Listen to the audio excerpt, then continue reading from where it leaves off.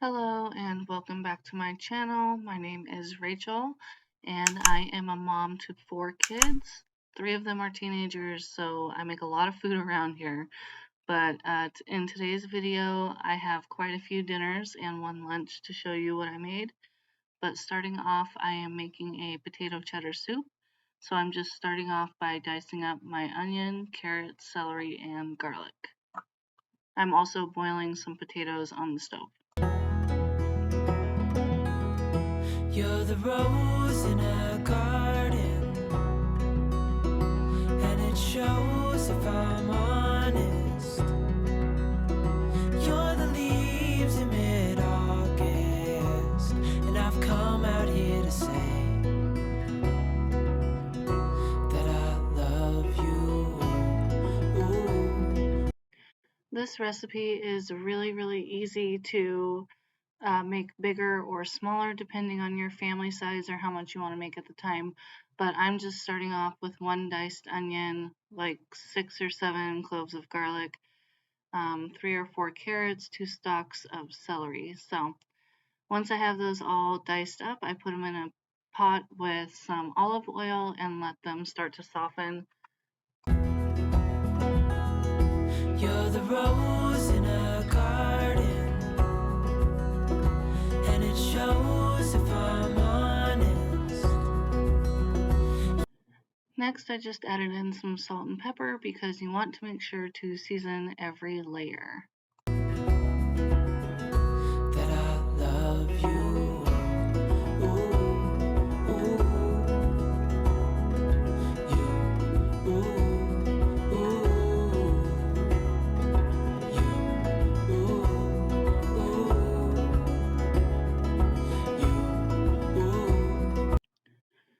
After my vegetables all became softened, I went ahead and added in my potatoes that were boiling and 2 quarts of chicken stock. I think I used about 6 or 7 potatoes. They were small though. As far as seasonings go, I'm adding in some red pepper flakes, some garlic powder, and some celery salt. I'm just gonna stir that all in and let it combine.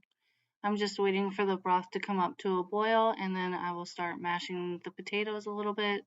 I used my submersion blender, which I don't really recommend because it totally scratched up the bottom of my pan, but I do usually use my regular old-fashioned potato masher and that works great.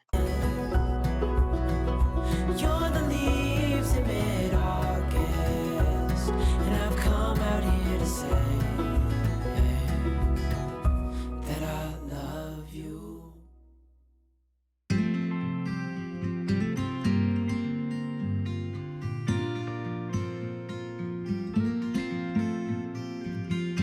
Do you miss me at all? Do you think about the things we used to do? No, you couldn't stand tall, so why didn't you? Next, I decided to add in some cream cheese just to give it that creamy, rich flavor, and I like the texture the cream cheese brings. But in the future, I would recommend chopping up your cream cheese into smaller cubes. I just kind of plopped mine in, and that was a mistake because it didn't really dissolve all the way or melt, I guess. So there was chunks of cream cheese in our soup, which I didn't mind. I kind of like that.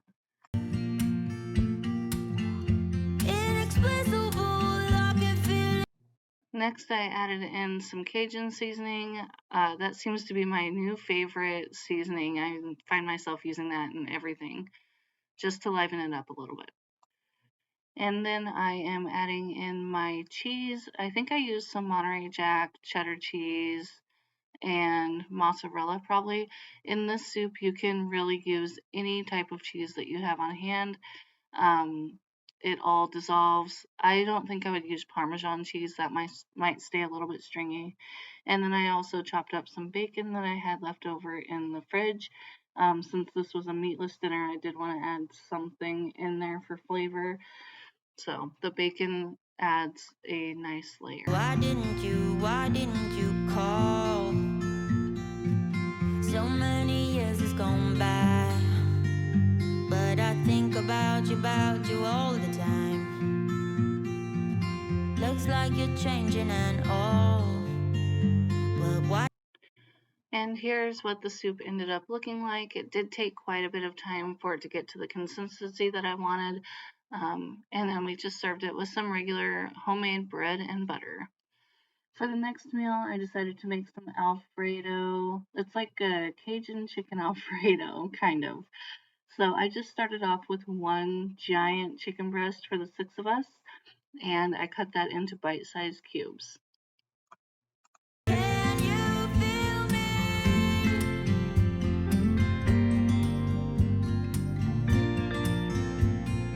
Can you feel me?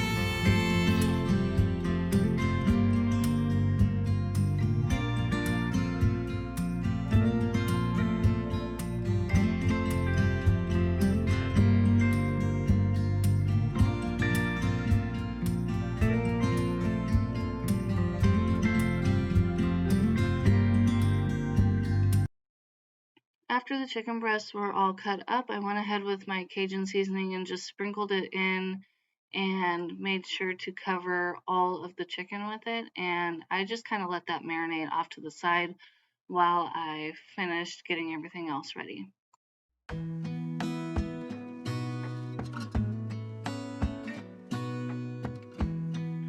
Next, I went ahead with, I think, 6 large cloves of garlic. I went ahead and got that all chopped up and ready to go in. As you can see, I don't usually use the garlic press. I do have one and I like to use it, but I think it's a pain to clean. So I don't use it very often. I just go ahead and chop it up with my knife. But do you all remember watching Rachel Ray when she was, well, I guess she's probably still on the Food Network, but when she was first starting out, she used to slam her knife onto the garlic cloves to get the peelings off. That's still what I do. I learned that from her. Let me know down in the comments, do you all do that, or do you have some other method of getting the skins off the garlic? Oh, oh. Of all the magic places in the world I've been to, this is where my heart is. Oh, you know it's true. No matter where I go, I'm coming home to you. Next, I'm going to go ahead and get started on the Alfredo sauce. I'm just starting by melting about 2 tablespoons of butter in my saucepan. Also, I just want to let you know that down in the description box, I will have all the recipes either linked or typed out down below for you. So after I got the butter melted, I went ahead and added in my chicken and garlic, and I'm just letting that brown up and cook through. So while that chicken is browning up, I do have that big pot on the next burner over, boiling with some water, and I'm just using whatever pasta I have available on hand. I know it's traditional to use fettuccine, but I'm just using whatever pasta I have. So after the chicken was browned through or cooked through, I went ahead and removed it from the pan, and I'm going to get started on my sauce. So I melted a little bit of butter, I added in some milk, my cheese, let that get to the thickness that I liked, and added back in my chicken. So like I said, the recipes will be linked down below or typed out because I know it's a little bit choppy here. And then to richen it up, I added some sour cream, and that was pretty much it. After this, I just waited for my noodles to finish cooking and added everything together in the big pot. But as you can see, I'm constantly tasting and adding seasonings if it needs anything. Also, who sloshes food around on their stove while they're cooking? I have turned into quite the messy cook lately, and it's not a good look. Don't know why, don't know why, don't know why. I'm always feeling homesick.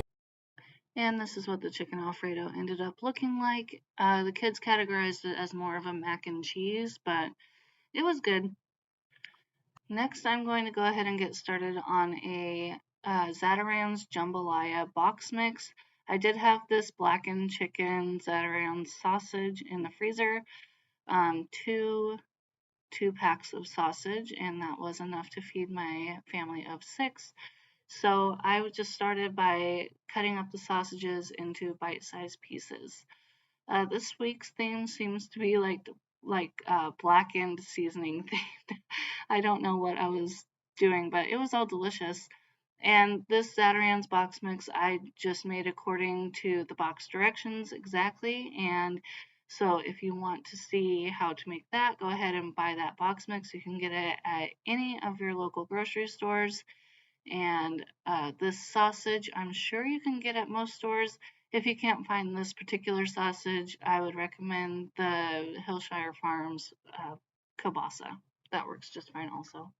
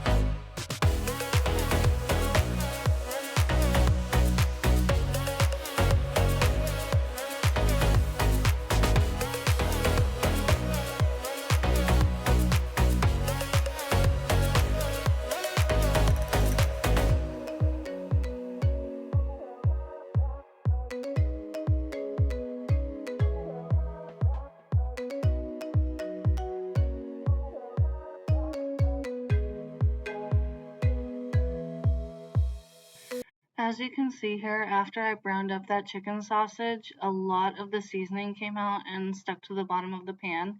It did not burn. So when I added in my water for the rice mix, I used that to deglaze also these tomatoes. I used it to deglaze the bottom of the pan and get that seasoning up. That holds a lot of flavor.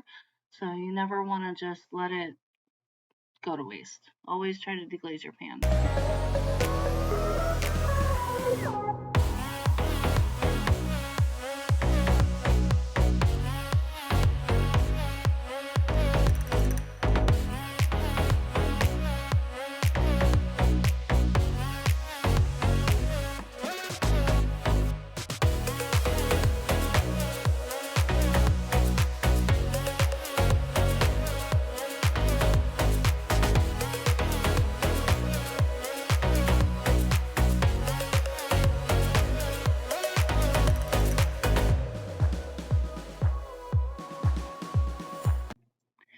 And this is what it ended up looking like when it was finished. I served it with some green beans and I put sour cream and cottage cheese on the side.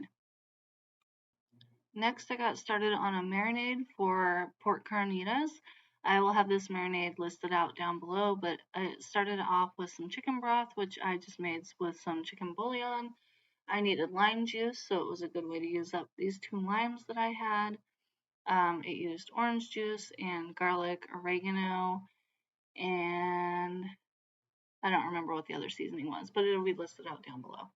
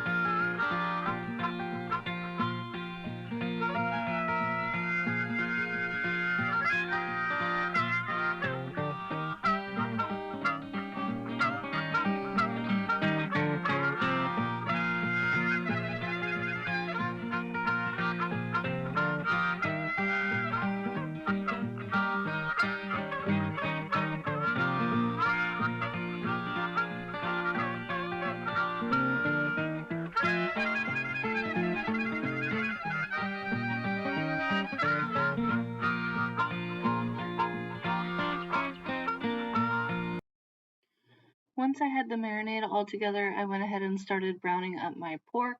This was a pork shoulder roast, I believe, that I cut up earlier this morning. So I just browned it up in my Instant Pot. I used the Ninja Foodie. It's okay. I don't know if I really recommend it, but it does the job. So I just browned up the pork roast cubes, I guess, with some salt and pepper on it. And I did it in 2 batches since it was a large roast.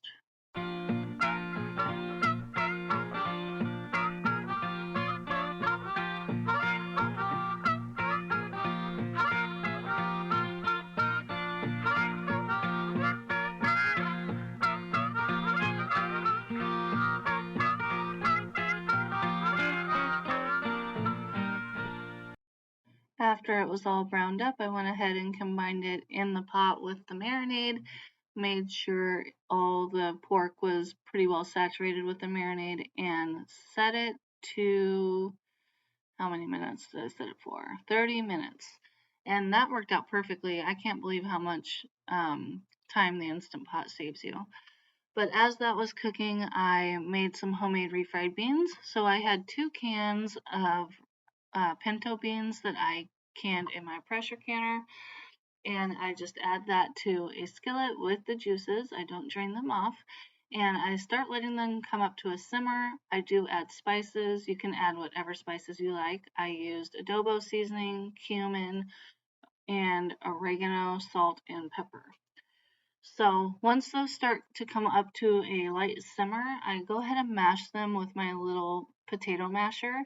I do leave some chunks of beans in there because I like that texture, but you can get them as smooth as you like. And then I just let the juices simmer until I like the consistency. After that, I turn them off, and sometimes I add shredded cheese and sometimes I add sour cream, but today I didn't. I just left them as beans. Promise you won't leave my side. I hope who I am is enough for you. If I'm giving you my love, giving you my love, love.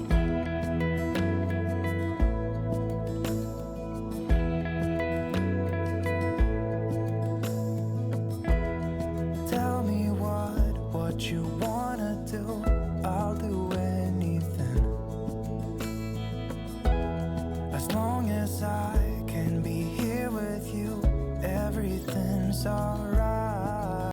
When the meat was done in the pressure cooker, I went ahead and did a quick release and then mashed up all the chunks of meat with my meat masher. Is that what that's called? Let me know down in the comments. Anyways, I love that tool. It's my favorite. So once it was all mashed up and shredded the way that I wanted it, I removed it from the juice onto a cookie sheet. And then also you want to take about half of the juice out and put it on your cookie sheet with the meat so that the meat will stay moist while it's under the broiler. Also, I just want to let you know that anybody can make these refried beans. If you have store-bought pinto beans or black beans in your pantry, go ahead and make them into refried beans if that's what you want. They're delicious. You're going to like them even better than the store-bought refried beans. So I just encourage everyone to use what they have on hand to make what they are hoping for. But this is what it all turned out, and it was delicious. Okay, today's Saturday at lunchtime, so I'm going to make myself a caprese salad. The balsamic glaze is still in the cupboard. This is one of the markdown loaves that I got in that 2-pack on the last grocery haul. I'm going to cut this in half, smother it in butter, and broil it. And then the main course is going to be 6 cans of the Campbell's Thick and Chunky Chicken Pot Pie Soup. And these were the ones that I got in the last haul that were on sale for, I think, 98 cents a can. So that's what's for lunch. Okay, here's what lunch looks like. I have 1 ladle of the soup, which is about a cup, which is a serving. Literally, why do I ever use the broiler? I burn the bread every single time. But my salad looks good, and as Paisley would say, I'm having the water to drink. And the rest of my iced coffee. So that's lunch.